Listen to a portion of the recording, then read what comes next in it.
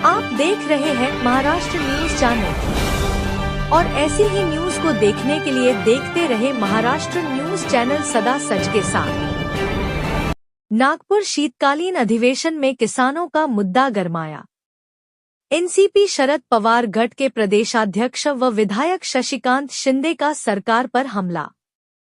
नागपुर शीतकालीन सत्र के दौरान एनसीपी शरद पवार गठ के प्रदेश अध्यक्ष और विधायक शशिकांत शिंदे ने केंद्र और राज्य सरकार पर किसानों की अनदेखी का गंभीर आरोप लगाया।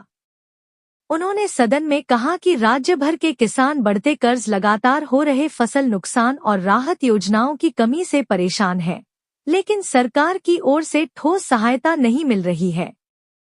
शिंदे ने सरकार से तुरंत संपूर्ण कर्जमाफी, प्रभावी राहत पैकेज और किसानों के लिए जमीनी स्तर पर मदद की व्यवस्था करने की मांग की। उन्होंने चेतावनी दी कि अगर सरकार ने समय पर कदम नहीं उठाए तो किसानों की स्थिति और भी बदतर हो सकती है। हाच मुद्दा मांडलेला आहे।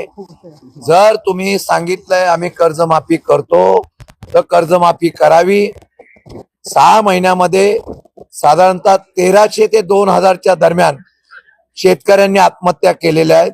रोज शेतकरी आत्महत्या करतोय। या आत्महत्या नसून तुम्ही दिलेल्या आश्वासनाची पूर्तता जर झाली असती तर शेतकऱ्यांनी आत्महत्या केली नसती।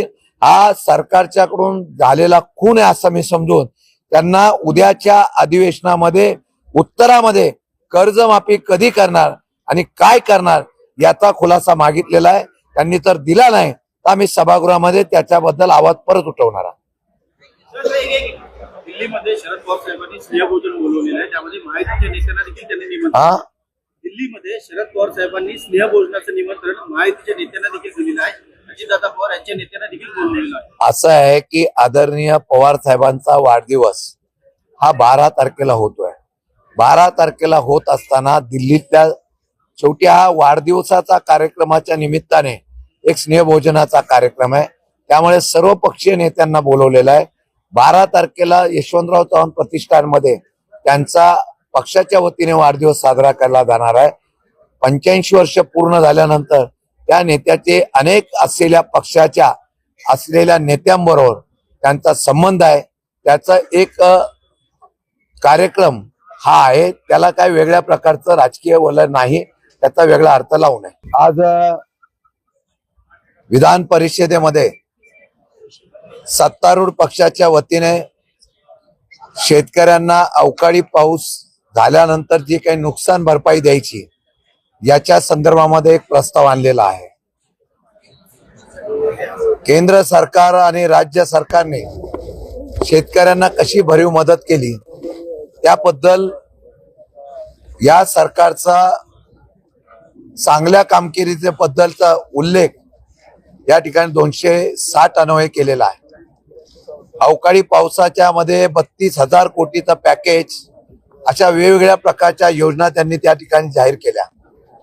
मी या सर्व गोष्टीवर विषय मांडत असताना राज्य सरकारकडून संबंधित मंत्र्यांनी उत्तर देताना नक्की किती नुकसान झालं त्याची आकडेवारी द्यावी, त्याचबरोबर त्या असलेल्या नुकसानीबद्दल सरकारकडून किती मदत झाली त्याची आकडेवारी द्यावी।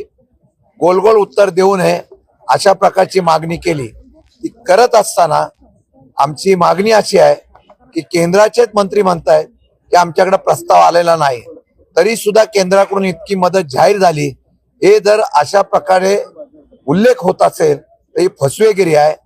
मी त्यांना इशारा दिलेला आहे की उद्याच्या या असलेल्या अधिवेशनाच्या उत्तरामध्ये संपूर्ण शेतकऱ्यांची कर्जमाफी झाली पाहिजे अशा प्रकारचा उल्लेख करावा। तो जर केला नाही तर येत्या निवडणुकीला हाच शेतकरी तुम्ही वेगवेगळ्या प्रकारच्या योजना सरकारी तिजोरीतून आणताय। एखाद्या कर्ज वाढलं तरी हरकत नाही, पण शेतकऱ्यांची पूर्ण कर्जमाफी करावी अशा प्रकारची इशारा दिला। नाही झाला तर निवडणुकीला येत्या हाच शेतकरी तुम्हाला उद्ध्वस्त केल्याशिवाय राहणार नाही असा प्रकारचा इशारा दिलाय। दुसरा विषय जो आहे, सिडकोने ज्याप्रमाणे मागच्या वेळेला पंतप्रधान आवास योजनेच्या माध्यमातून नवी मुंबई परिसरामध्ये LIG आणि EWS मधून ज्या योजना जाहीर केलेल्या आहेत त्यांच्या योजनेच्या माध्यमातून सामान्य लोकांना परवडेल अशा प्रकारचं घर देऊ अशा प्रकारची मागणी केली होती। या सदनामध्ये मी सातत्याने हा आवाज उठवल्यानंतर आज संबंधित उपमुख्यमंत्र्यांच्या समोर ही बैठक झाली। त्या बैठकीमध्ये सिडकोनी योजनेतून पैसा कमवण्यापेक्षा असलेल्या सामान्य गरीब लोकांना या योजनेचा लाभ व्हावा म्हणून दर कमी करावा अशा प्रकारची मागणी केलेली आहे। त्यामध्ये 1 लाख लोकांना घर देण्याच्या बाबतीमधला ती योजना आहे। त्यामध्ये बाजार मूल्यांकना बरोबर ती दर देण्याच्या बाबतीमधला हरकत आम्ही घेतलेली आहे। येत्या काही दिवसामध्ये त्याच्यावर निर्णय घेऊ आणि दर कमी करू अशा प्रकारचं आश्वासन या राज्याचे उपमुख्यमंत्री नगरविकास मंत्री एकनाथजी शिंदे साहेब यांनी दिलेला आहे, याचा आपल्याला उल्लेख करतो। ब्युरो रिपोर्ट कारा न्यूज।